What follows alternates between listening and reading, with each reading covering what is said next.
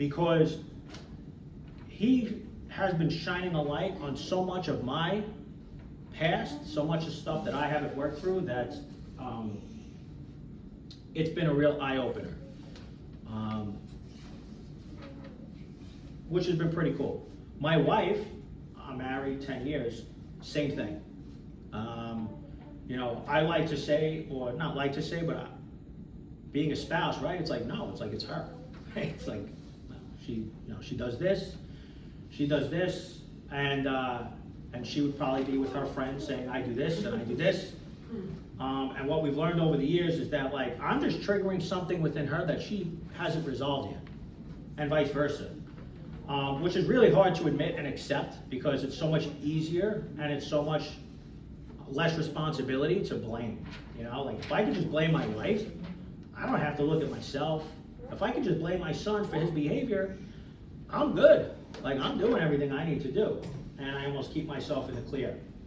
So a lot can be happening underneath big emotions. And kids don't misbehave. Again, they're in protection mode. So when kids are overwhelmed, they don't know. I asked my son one time, I said, dude, what happened? What's going on? He goes, I don't know why I get like this. And as a parent, it's like, oh, wow. You know, because I still have that Bronx guy inside of me that's like, no. Like, hammer him over the head with this. Like, he can't act like this, you know?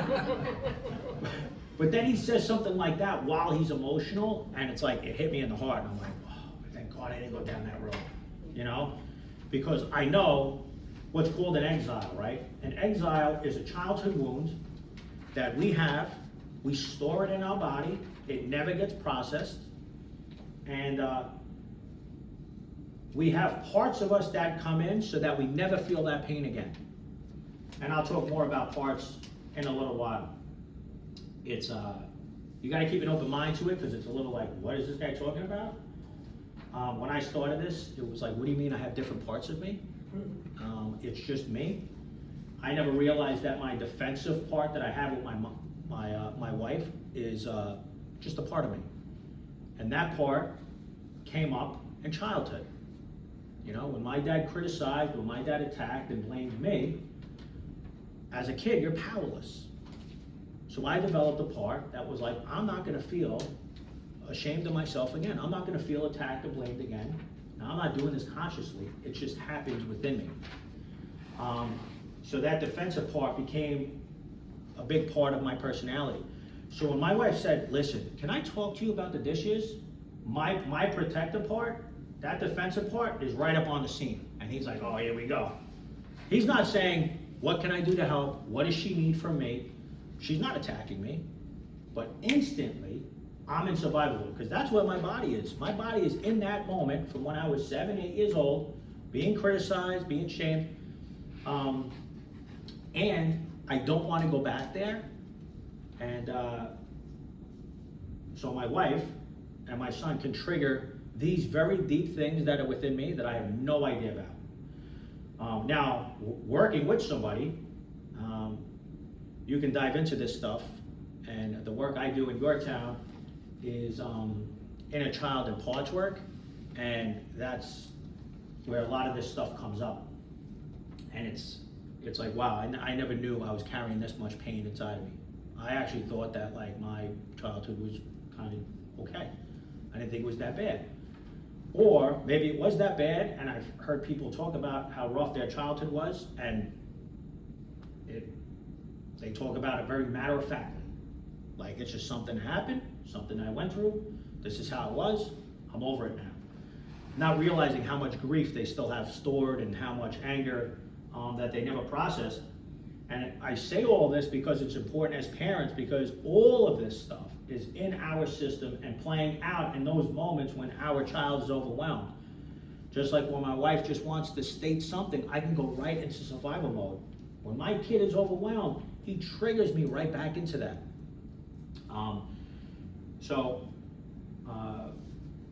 And I do talk about here, my own personal parts are defensive, and I have an avoidant part. I know a lot of men sometimes get on that avoidant part. We are, I don't want to speak for all men, but like, My wife would tell me I'm more of a fixer. I'm not much of a validator. Like, if she's going through something, I'm just like, don't worry about it. Like, just do this. It's not a big deal. I could do that with my son. That's an avoidant part. I don't want to deal in emotion. It discomforts me.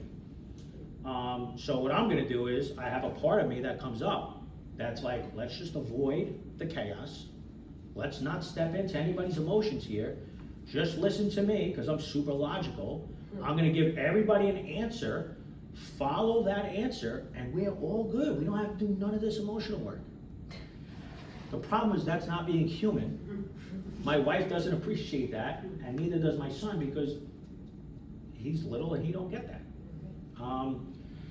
So I'm gonna go into something here that goes to what I was just speaking about. Generations ago, we were saying beforehand, right? I like both old school and newer school style of parenting. Old school is good because it was about discipline and behavior. Old school not so good because it was not much about emotions. Parents weren't checking in with their kids' emotional worlds and their inner selves. And it was all about behavior, right? You ever hear this saying? It was like, oh, I didn't go home and tell my parents what happened at school. Like, the teacher already got me at school. And you think I'm gonna go home and tell my parents what happened at school? I'm gonna get it worse when I go home to my parents. So, there's a lot of issues with that, right? We also don't want to get in trouble at school, our kids, and then be able to go home and the parents are just the opposite, right? They're more laid back. They're like, well, why would the teacher say that to you? Like, that sounds terrible. You know, it's nice to validate the kid, but we also still have to be the leader in the home. And I want to talk about that for a couple of minutes here. Most of us learn correction first, and what I'm going to teach tonight is connection first. And this is what's really cool about the gentle parenting, conscious parenting stuff. A lot of us, even my wife, was reading up on it, and we're getting it confused because we think that all we have to do is validate a kid's emotions and our job is done, but that's not it. We want to connect with our kids first. I'll give you an example. So our kid comes into the kitchen and is like, I'm hungry. And mom and dad is like, give it a half hour, dinner's on. I don't want to wait a half hour. Can't I just get a bag of chips? My sibling just got a bag of chips. Why can't I get a bag of chips? And the parent's like, right, we could just try to figure out why talking doesn't work. Well, your sibling got a bag of chips because I didn't know they took a bag of chips. They're also 4 years older than you. And they ate a big lunch. So they're not gonna be eating dinner at the same time, right? We can go into this whole thing, but all we're doing is getting ourselves worked up. What we can do in that moment, our kid says, I want a snack, we don't have to go down the rabbit hole with them, right? I see that you are frustrated. I get it. You want a bag of chips. You want a snack before dinner. Listen, I totally understand where you're coming from. I get it. And you're frustrated, you're angry. I'm not losing myself. I'm letting them know that that's totally okay. Now, what's confusing with parents is that we hear that and we think, oh, so we're gonna give our kid the bag of chips? No, the boundary's still set. They're not getting the bag of chips. Even if they try to run and lunge for the bag of chips, we set a physical boundary, right? We pick them up, we bring them down the hall. You're not getting the bag of chips. I'm not gonna allow that. So when I bring this topic up here, it can create some confusion with some of the parents, right? Because it's like, first of all, you hear like a physical boundary, it's like, whoa. And then you hear validate a kid's emotion in that, and it's almost like, so the kid wins, right? And that's not what I'm saying at all. What it's doing to your child when you can validate for them, say, hey, I see that you're frustrated right now, that goes such a long way. It doesn't mean that they're gonna go, oh, all right, mom gets me, dad gets me, I don't need the snack. I'll wait till dinner, you guys are right. No, they're gonna push back, but again, that's what they're there to do. They don't want boundaries. They don't want us leaving the home. So they're gonna push back. It's up to us to stay grounded. I don't have to flip out, and I don't have to give in. I can stay as grounded as I can, and I could say, I see you. I understand that you're frustrated. They can start pounding the floor. I want my chips. It doesn't matter. That they have to go through that. Sometimes our kids' big emotions can really trigger us. It makes us really uncomfortable. We feel guilty as a parent. We want to jump in and fix what's going on. And that goes against raising emotionally strong kids, because what we're doing is we're not giving our kid the opportunity to work through their own emotions of frustration. That's life. Kids are going to grow up at some point. They're going to have to deal with frustration and not getting what they want. It's up to us to keep that boundary strong. Now, years ago, old school, where they fell short was they didn't care about your emotions. If you went into the kitchen, even if you had enough courage to go into the kitchen and say, listen, I want a snack before dinner, and your mom or father turned around and said, get out of the kitchen. You got out of the kitchen. You were like, I'm not going in there. Your sibling would be hitting you in the arm going, go back in and ask. Go ask for both of us. And you're like, I ain't going in there. Did you just see mom's face? She's going to hit us with the belt. I'm not going in there. So there was no emotional validation. There was no connection happening. And this is where I work with a lot of adults. We do a lot of this childhood work because these are all wounds that we got as kids that have stayed with us for years. And we didn't get the connection first. Many adults I work with walked away feeling ashamed of themselves, feeling like it was their fault that mom treated them like that. It was their fault that dad got so angry that he just started drinking, you know? I taught 5th grade for a number of years, so that's around 10, 11 years old, and I would talk to them about family dynamics and situations and how they dealt with stuff. And every time they brought up a situation they were going through at home, I can always identify with mom and dad, because now I'm an adult, I'm a parent. But they would always give me a completely different version. Like, mom and dad, I get. The kid would be sitting there going, I don't think my mom likes me. Like, that's what's coming out. I think my dad just doesn't want me around. So they're picking up on something very different than how we are trying to, get through to them. Because kids, they're in survival mode. They are so dependent on their parents for life that in order for a child to survive and get through, they have to make it about themselves. They can't say, well, my mom's an alcoholic. That's why the house is the way it is. They can't view life like that because they still depend on mom. So they have to internalize that and say, if I wasn't acting this way, mom wouldn't drink as much as she did. Or vice versa, dad. So connection first goes such a long way. It doesn't mean that our kids are going to change their behavior any minute. Is that the right time? Should be. 7:30? Yes. Yeah. Okay.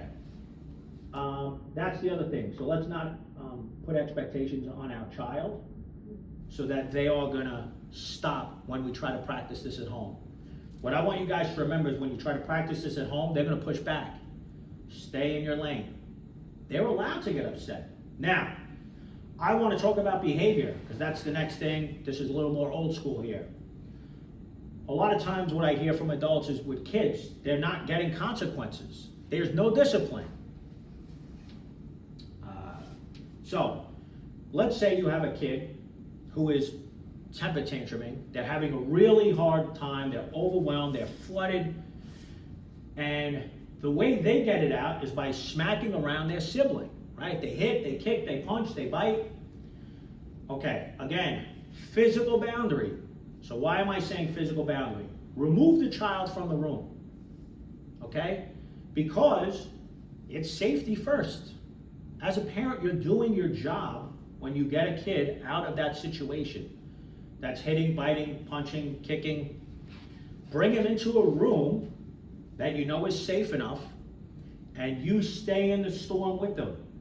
You stay in that room with them. Now, if they try to pick something up and throw it at them, you grab them by the arm. And you say, I'm not going to allow you to do that. I see that you're angry. I see that you have a lot of emotions. That's okay with me. But you're not going to throw that at me. If they try to, maneuver around you to get out the door, you block them. I'm not going to allow you to leave the room right now. We're not ready yet. You can continue to work through what you have to work through. I'm here for you. I'm not getting aggressive. I'm not just opening the door and being like, whatever. I am setting a very firm boundary, and I'm also staying regulated. That's the best teaching we can do for a child. Our child is only going to regulate their emotions if we're regulated. See, if I go in the room and I slam the door open and I go in screaming and hollering, that my kid is picking up on that. He's not going to go, he'll obey if out of fear. If I scare him good and long enough, maybe he'll stop because he's petrified of me. I don't want that. That's not how we teach emotional regulation, right? That's how we teach somebody to obey based out of fear, and then he'll grow up with his own issues that he'll eventually have to work through because of that. I want my son to be able to experience all his emotions, and I'm not saving him. I'm not saying, dude, listen, man, you know that new cool toy you wanted? I'll buy it, man. Just come on. We were having such a good time. Why'd you start hitting your sibling? Can't we just go back out in the living room and just finish family night? It was such a good time. I'll buy you the new toy tomorrow. No. Again, because we're saving our kid from feeling a certain way. That's also going to set a kid up, because when he feels that or she feels that a certain way outside of our home, they're not going to know how to handle it unless they call us. We can't be around all the time, especially the older they get. We want them to be able to say, okay, I'm frustrated. I feel a certain type of emotion right now. I've learned it's okay to feel this, especially in relationships. I don't know how old your kids are, but you guys are old enough I could see that you guys probably had relationships before.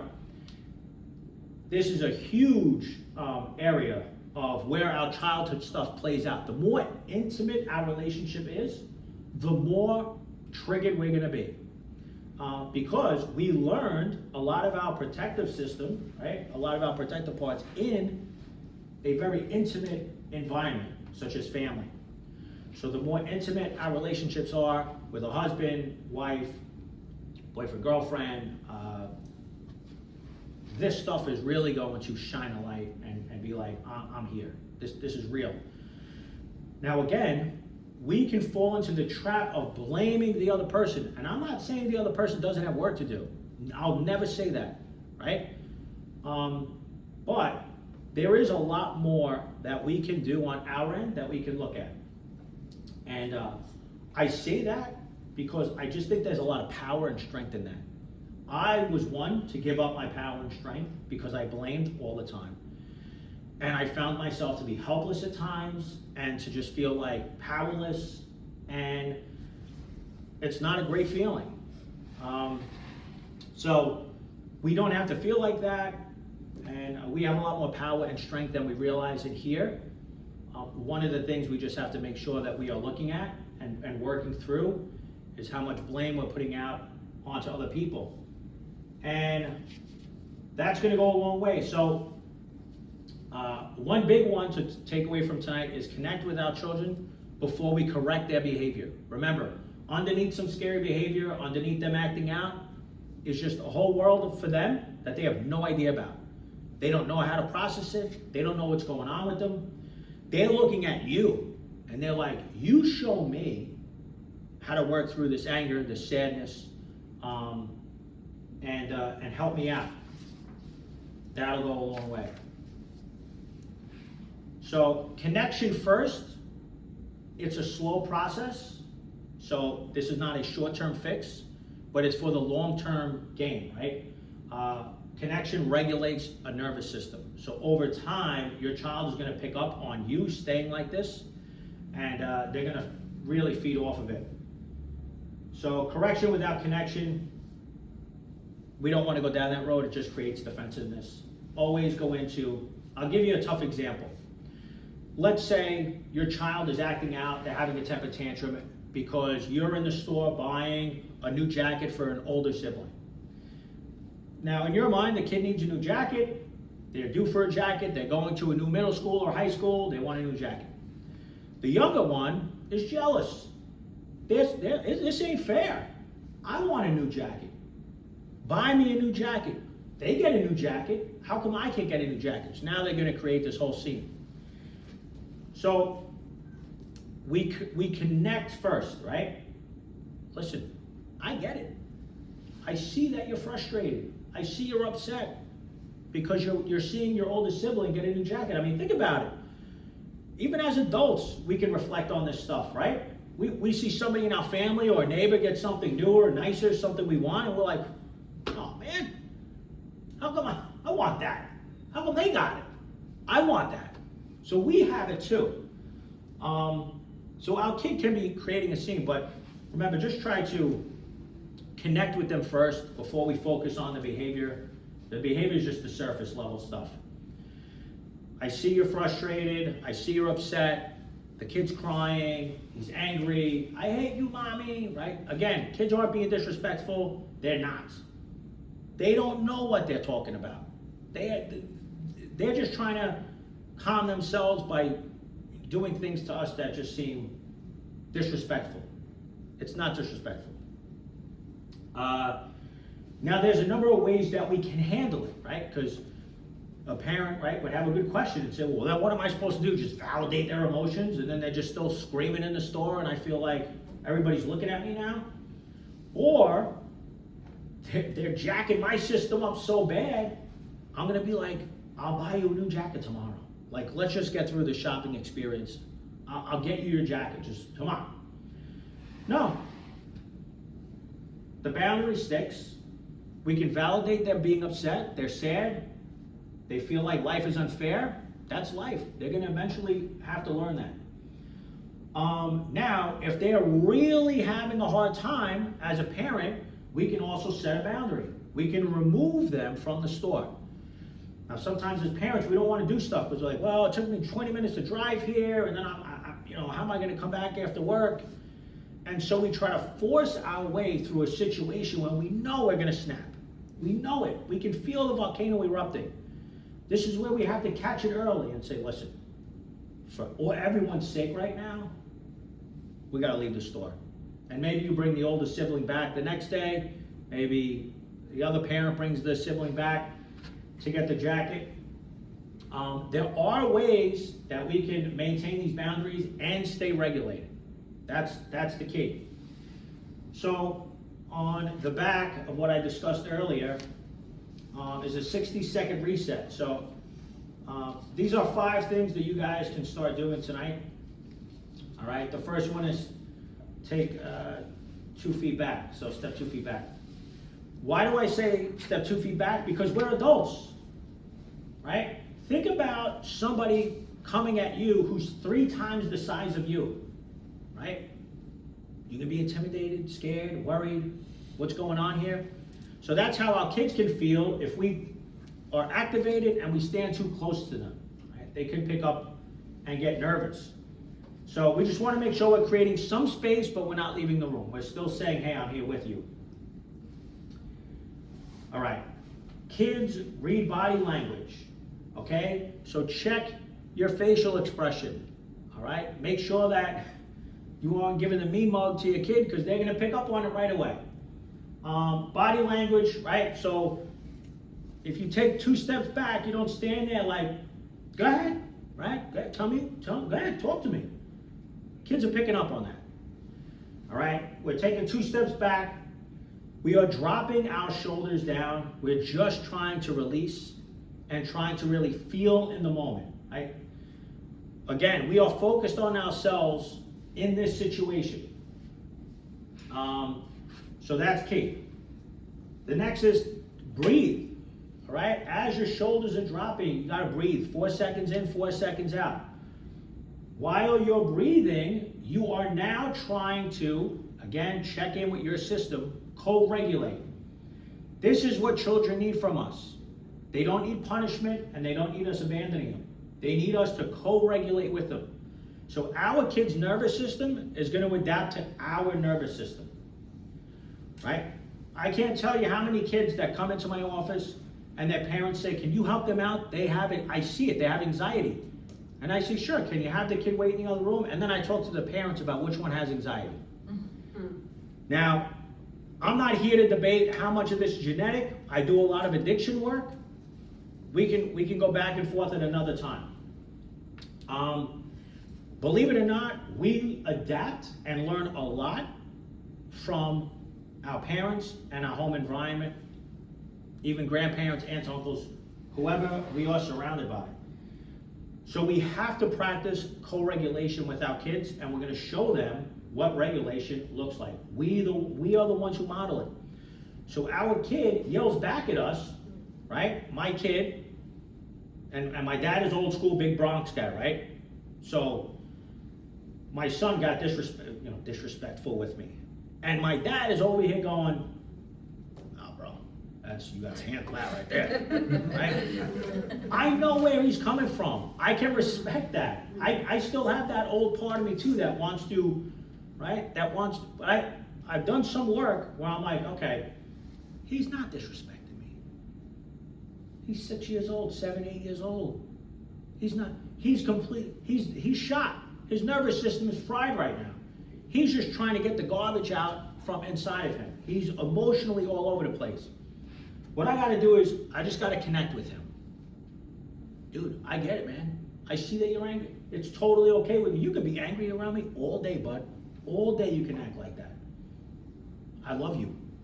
You are no less or no more in my eyes than the moment before we woke up today, right? Just letting him know. You can say, at the end of the day, I'm the adult. If I'm getting triggered by a 5-year-old, I gotta look at that. If I'm walking away going, how dare that 5-year-old disrespect me, right? We have to take a look at that because they're not disrespecting us. And I'll give you an example on how, let me finish this and I'll go back to the example. So number 4 is script the moment. Try to practice this stuff. Practice with your spouse, practice with your loved one, practice in the mirror, right? Come up with your own sayings. Now, I know I mentioned a few, I see that you're frustrated. That's a big one for me, because my son, he gets so nervous sometimes, he gets angry, because he gets so scared. And I allow my son to get scared, right? I don't say, dude, how old are you now? What are you, in 3rd grade? Go in the room already. Like, Mom, we're here. What do we have to put the light on for you? Like, you're still scared of the dark? There's none of that. It's like, hey, I get that you're still scared. He's got to work through that himself in his own time. I just need to let him know, I'm with you, dude. I'm on your team. You know, yesterday he had off from school, so I had to take him in with me yesterday. And sometimes I'll put him into the classroom. And yesterday he said, listen, I'm nervous today. He goes, I don't know why. I'm nervous today. Can I stay with you? Right? I got this part that's like, bro, I gotta work. Like this is not a game for me here. Like, I'm also thinking too, like, are you gonna annoy me today? Like, are you gonna like ask and be really needy? Because this is gonna be a problem. And I was able yesterday to be like, yeah, stay with me.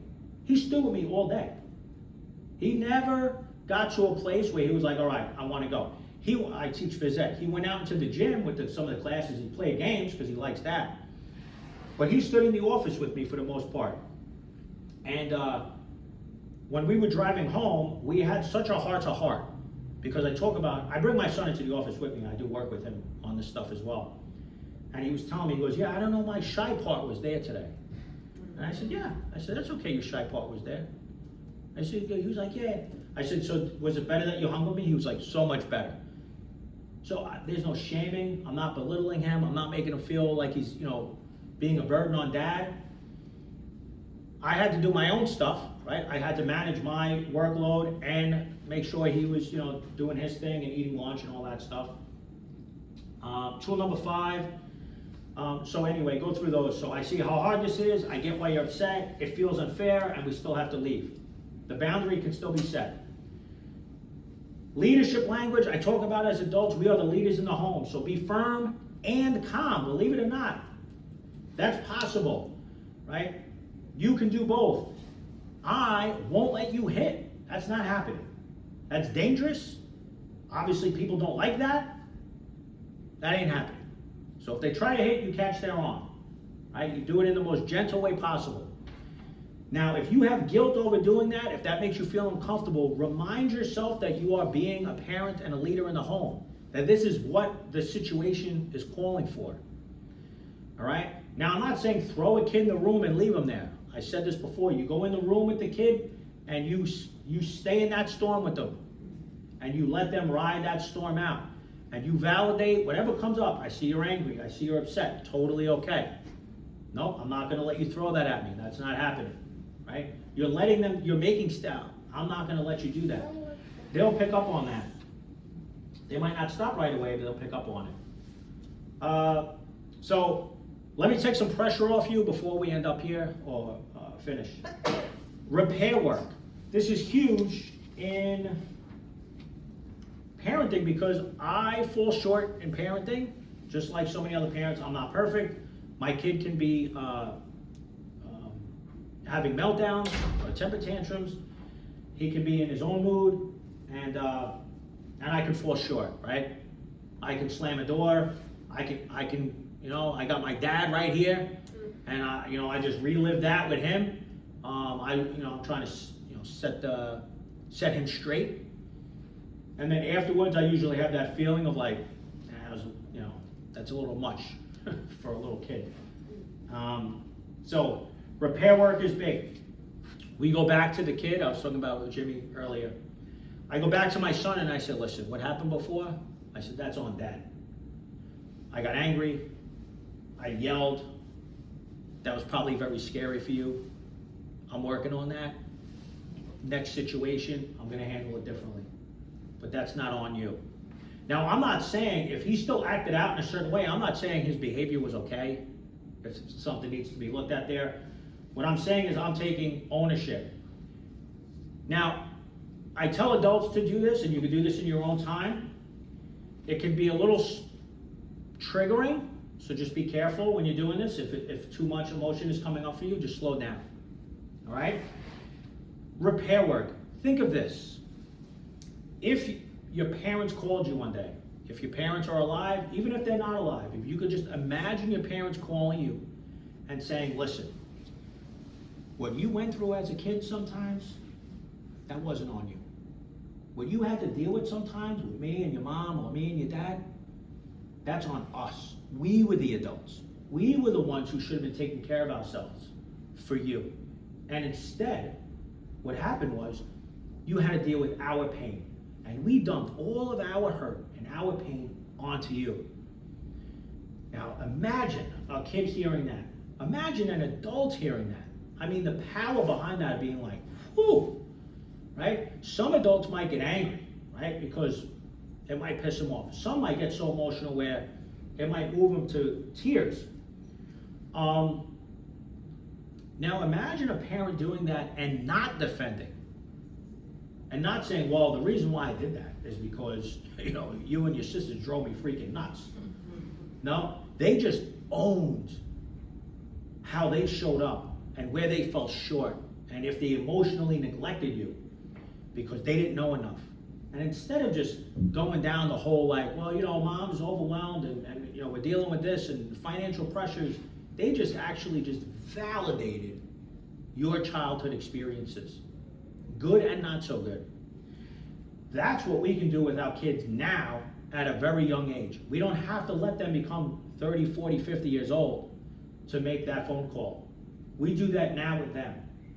That's going to go a long way for them as they get older in their own, overall health. So we are the leaders, and that was That was number 5. So I'll talk really quick about having a mom was picking up her son. He's 5.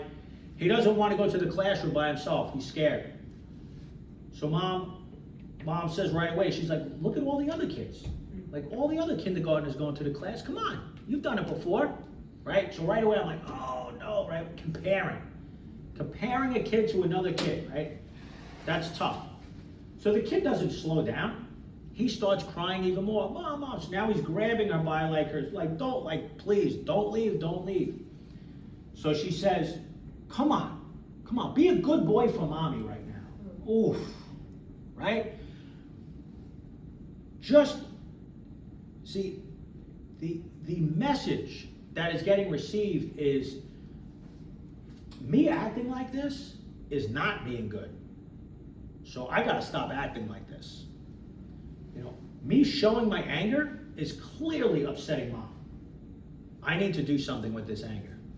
Let me start suppressing it now so that mom can stay on my team and I don't lose love or lose some affection or attention from mom.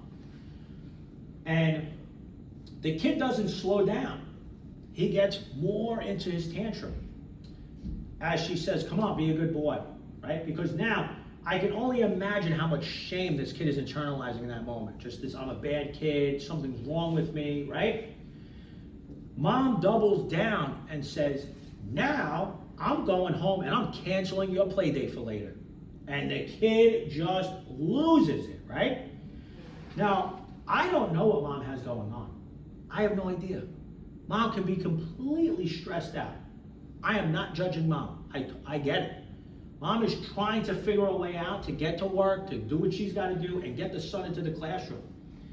The problem in these everyday moments, they can create a lot of pain within the child that will stay with them until they find somebody, as an adult, to work through this stuff with. It will never leave them. The pain that this kid is going through is going to get sorted out in his system. And the older he gets, it's going to play out. Not in the healthiest way. Kids don't need correction off the bat. What that boy needed in the moment was connection first. Hey, I see that you're scared to go to class. That's okay with me. That's all right. I understand you don't want to walk by yourself, but I can't leave this point right here. You're in the building. I can only stay this far, right? If the kid is like, I don't care, I'm not letting you go, then that's where you have to say, I love you, I understand, I have to go, right? And you go. Again, if this is hard as a parent, take a look at it. If this is something that you might struggle with, if you feel uncomfortable doing it, if it's kicking up a lot of guilt as a parent, take a look at that within yourself, because it might lead to something that you can actually take a look at and possibly heal. So I just want to give a couple of minutes here in case anybody has anything they want to share, any questions or anything like that. I don't want to hold anybody over the hour that we have allotted for the room. Sorry. Take your time. Sorry. Fine. Yeah. I have a question. Sure. I have a 12-year-old and I'm struggling with boundaries. So she had a traumatic event a year ago. She is in therapy, and I'm a very strict person. So up until now, like, I've had a good handle on her. But now I'm sort of like parenting in fear because I don't want to be too strict, because then I don't know if she's gonna go into the deep end, and then for her to say, well, nobody cares, right? Because I'm the only person she has right now. So I don't know where that balance is, where that emotional attachment to me is strong.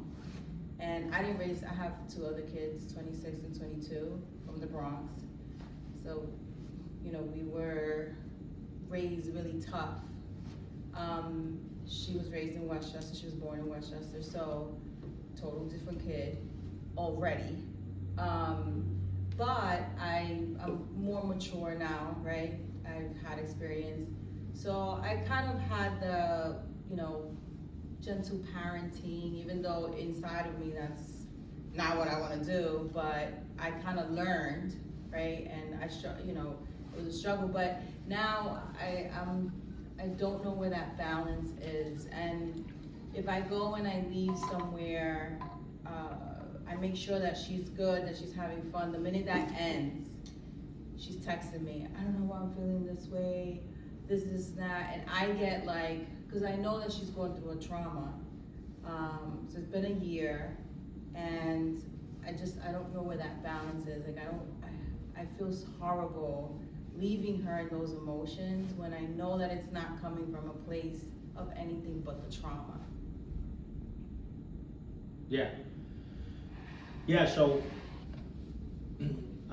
good that you brought that up, right? Anything with trauma is always gonna be more sensitive, right? So, something to be mindful of. I would say definitely validate, continue to validate, and then look for small ways to try to just open her capacity of just experiencing a little bit more than her system is allowing her for the moment. A little bit, right? The last thing a traumatized person wants is to get more overwhelmed if they're already feeling overwhelmed. So it is very sensitive. You're right about being like, I don't want to push her too far, too fast. That is very true. So I would say definitely keep connecting with her. If she has fear, if she's nervous about things, that's totally okay. There's nothing wrong. She's just processing things in her own time. You said something that she's working with somebody, so she's going to be working through this stuff. As she works through, she will build an inner capacity where she can start doing just a little bit more. And the example you gave, I was trying to think of the example that you just gave. You said she didn't want to. Well, so because of what happened, I sort of focused myself in her. This is my whole focus, right? Because I know that she's taking this really hard. I'm starting now to go out very slowly. So I went to a concert and I made sure she had a babysitter. I made sure that she had things to do, and she was great up until the babysitter left. The minute the babysitter left, she's texting me and she's like, I don't know what's happening, I'm crying, I'm sad, and I'm like, you just had a good time with the babysitter because the babysitter called me. And so it became like she's so attached to me, and she knows it because she tells me, she's like, I'm very attached to you and I don't know why. And I'm like, I know why, right? Like, you feel like I'm gonna leave because of the trauma that she had, right? So,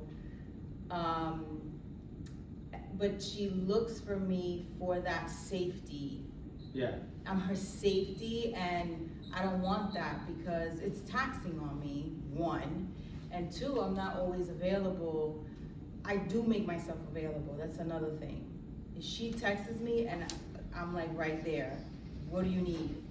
And so it's hard for me to pull away from that. Normally, my other two kids, they probably need therapy for me.